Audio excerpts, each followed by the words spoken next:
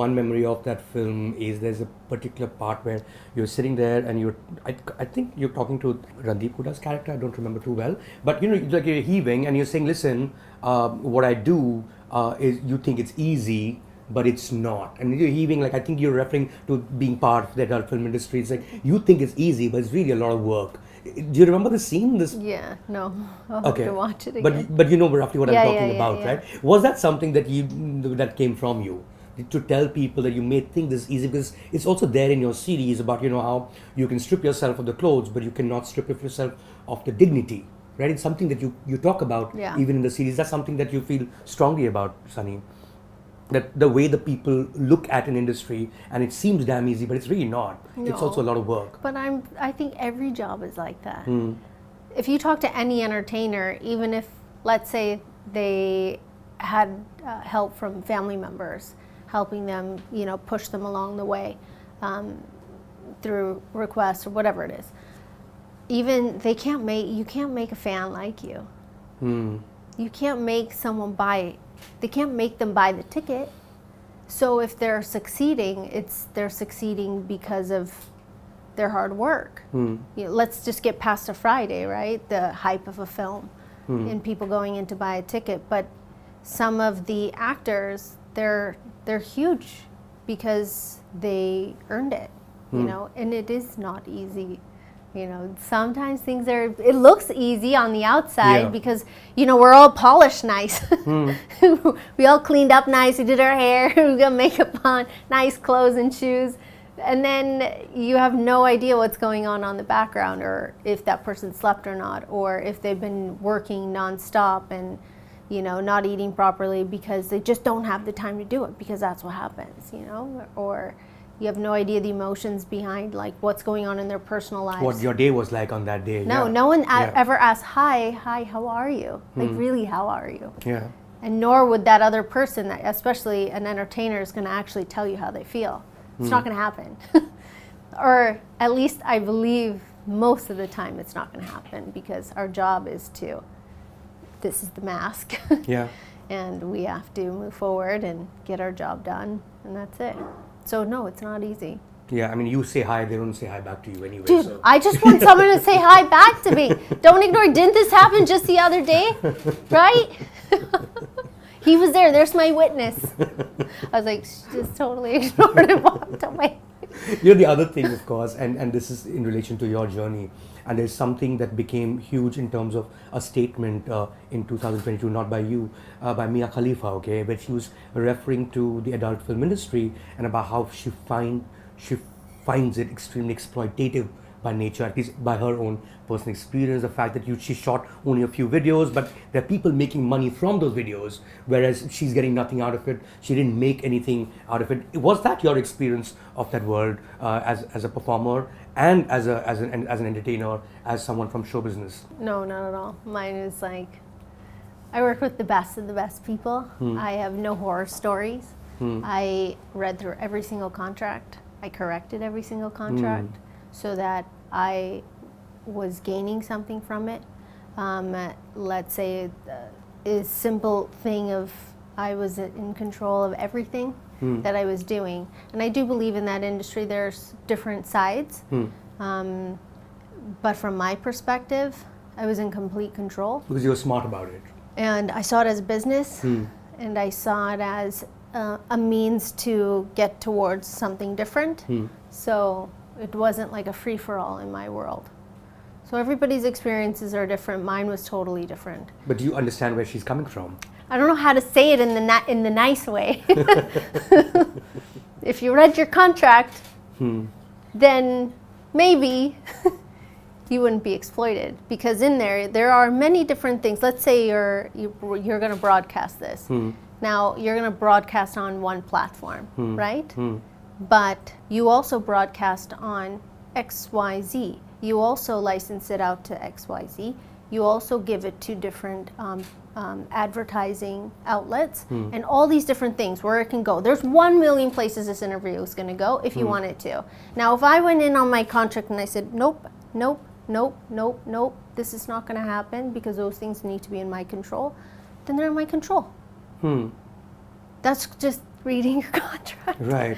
It's just really that simple, and everybody makes it out to seem like so much more difficult, or that they're being taken advantage of. But you can only be taken advantage of if you allow it. Them to, right. In there are certain circumstances, maybe they lied to you.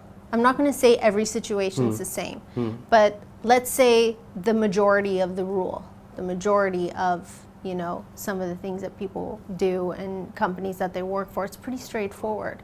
At least the people I worked with. Right. But like for instance, the work that you did, it's still there online. You can't get rid of the internet. That's like impossible. Right.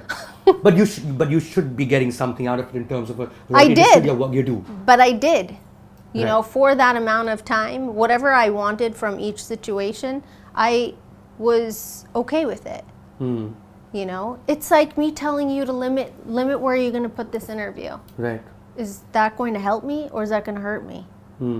Do I want you to exploit this interview? Yeah, absolutely. So then? Yeah. Okay, this is just basic business. It's not like some poof, like I'm being taken advantage of because you want to put it on a different platform. It works for you. It works for me. It just depends on your perspective of what that business is. Okay, so this is just one small example. Why would I want to limit you to exploit this interview? Why? That doesn't help me. That only hurts me. I want you to exploit.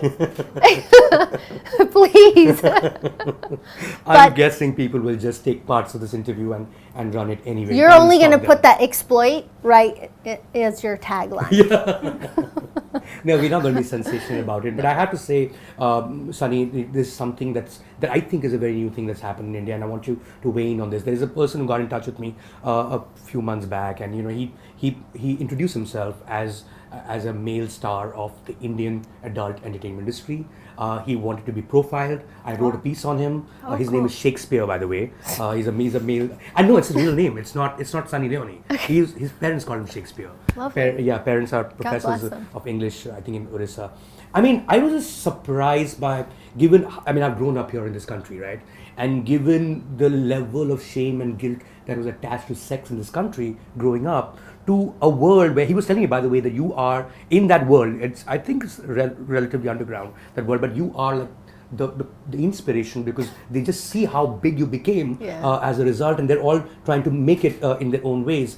Do you see that level of sexual revolution in this country over years, but that you've been around for a decade plus yourself? Do you see a change where there isn't that much shame and guilt attached, when you even let's say get onto Instagram, that people are pretty, they're comfortable in their skin. So I think from your point of view, you see it differently. For mine, like we've spoken about, I live in a bubble. Okay. And when I go out to go meet people, we don't go, so hey, let's talk about sex. It just doesn't happen. They just turn around. So she said hello to me and leave. Or when I'm going to even if it's like some meeting or some conference, it's not like something that's on, the list of conversations. So I have no idea what's happening, in people's homes, in private spaces, if the topic of sex is okay, or do they teach their children about sex education and all these different things? Is that something that is more normal now? I have no idea. This is the one that is in the series, and I thought it was a moving part. It's a very moving moment about your mother, about her passing away. I mean, did she really go through what she did in terms of becoming an alcoholic because she disapproved of your life's choices in terms of life's professional choice? My mother became an alcoholic way before of my life choices. So she started drinking long before that. We went through a lot of crazy in our house because of this addiction, and it was sad because you always want to think that your mother loves you more than alcohol. But it wasn't about that. It was an addiction. It was something psychologically that needed to be, repaired from the inside, that had nothing to do with me or with my brother or with, my father. So was I a trigger? most definitely probably was a trigger, especially when I was always a trigger. It didn't matter what I did, you know, whether it was me maybe coming home late or maybe doing something that she didn't like, it was a trigger. And then when this happened, it was, you know, a stamp trigger. So it was not fun at all. You know, there's the other thing called the porn star dilemma, when, you know, for instance, you know, this, you are where you are for all your life's choices, right? And I just love the fact that you own it, and as you must. But if, for instance, your kids wanted to be in the adult film industry, would you be okay with it? I think that I would have to educate them as much as possible to let them know the pros and the cons of this, and let them know that maybe, you know, they'll obviously know what I've done in my life at some point. They're too young now. I made certain decisions because of whatever circumstances happen in my life. So if I can provide you with sound, good decisions where you know what you're doing and you're okay with that, then I don't think I would be able to stop anybody after a certain age. It would be their choice. Like, I don't know, they're 5 and 7 is a long time from now where some of those choices will come in. I think my main worry is how to get through teenage years right now.